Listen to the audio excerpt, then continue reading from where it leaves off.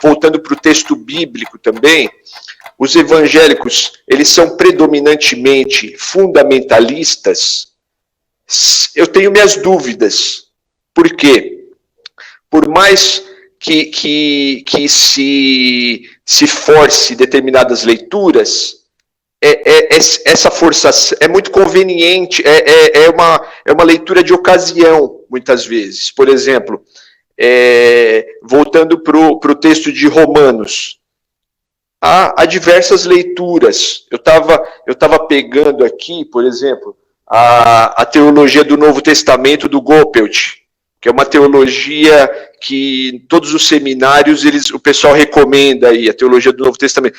Então, tem várias leituras possíveis. Então, é uma bobagem a liderança chegar e falar só há uma interpretação para determinado texto.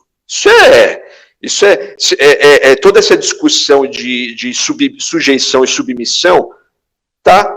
Tem o Richard Niebuhr, tem o Karl Barth, do Carta aos Romanos, que é muito comentado, que é muito estudado nos seminários. Tem o Jacques Ellul, tem o Fernand Helder, tem mais recentemente o Richard Horsley, que são teólogos que discutem essas questões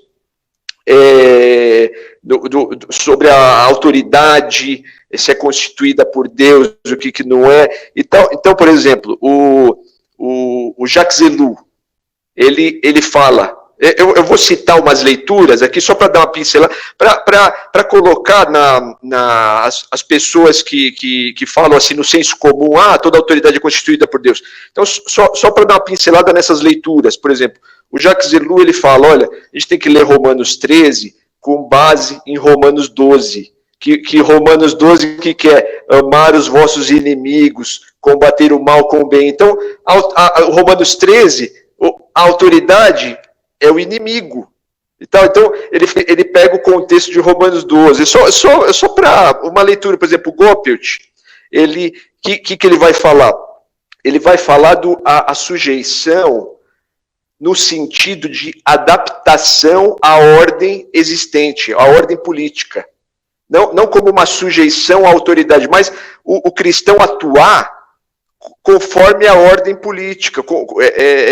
Então, por exemplo, você lê essa sujeição, submissão, como o cristão hoje se adaptando à ordem democrática. O cristão hoje atuando de acordo com a ordem democrática. O Richard Horsley, por exemplo, ele fala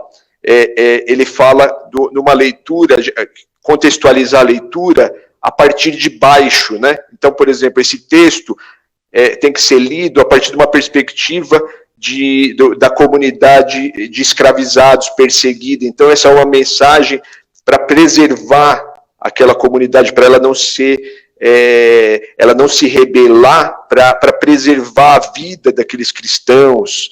Então, outras leituras já vão questionando a ironia também de Paulo. Olha, não tem um aspecto também, não pode ter um aspecto irônico, já que a autoridade está ultrapassando todos os limites e tal. Isso aqui, até nessa Bíblia pastoral, nova Bíblia pastoral, tem uma nota de rodapé que ele levanta esses questionamentos na própria Bíblia, que foi uma Bíblia aprovada pela CNBB. Eles trazem notas pastorais levantando esses questionamentos, relativizando. Será que Paulo não está sendo irônico? Será que esse texto a gente não tem que ler também não tem que ver o contraponto com outros textos, como Jesus criticando os reis da terra? Olha, entre vocês não seja assim, como os reis que dominam uns sobre os outros, né, em Lucas 22. Ou a gente não tem que olhar para o apóstolo Pedro falando, antes convém obedecer a Deus do que aos homens. Então, a gente não tem que fazer esses contrapontos. Então, eu lançar essas questões, há uma diversidade de leituras. Então, não tem que vir com esse negócio, não é questionável, é só uma leitura. Isso é bobagem, tá? Agora, independente das leituras, eu não me prendo a nenhuma leitura como a verdadeira, independente das leituras, o que acontece? A liderança evangélica, ela faz uma utilização da Bíblia de ocasião, conforme a ocasião. Ela supostamente, ela defende essa coisa de sujeição e submissão ao presidente, quando é o presidente que agrada a ela. Daí ela defende isso.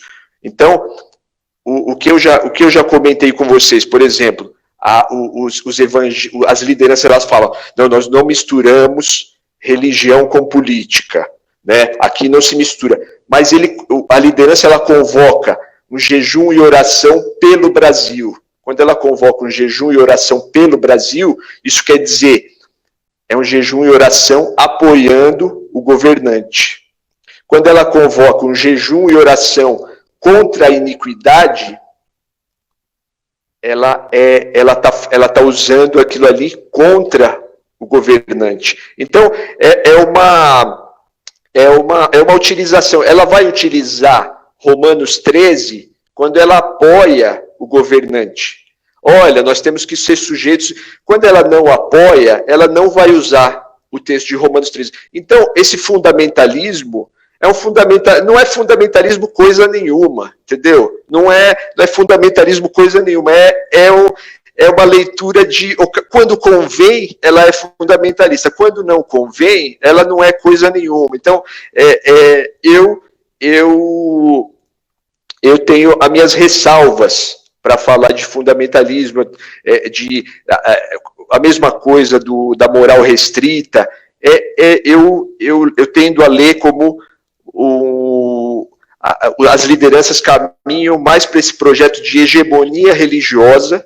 Eu entendo mais assim do que para fundamentalismo. E o nosso papel é a gente levantar essas outras leituras, questionar, olha a contradição. Olha, ano passado você falava uma coisa, agora você já fala outra, e tal, questionar essas contradições dos líderes, essas posições dúbias e tal, e é um pouco do que eu queria levantar as discussões aqui. Muito obrigado, espero que eu tenha ajudado. Muito obrigado aí, amigos.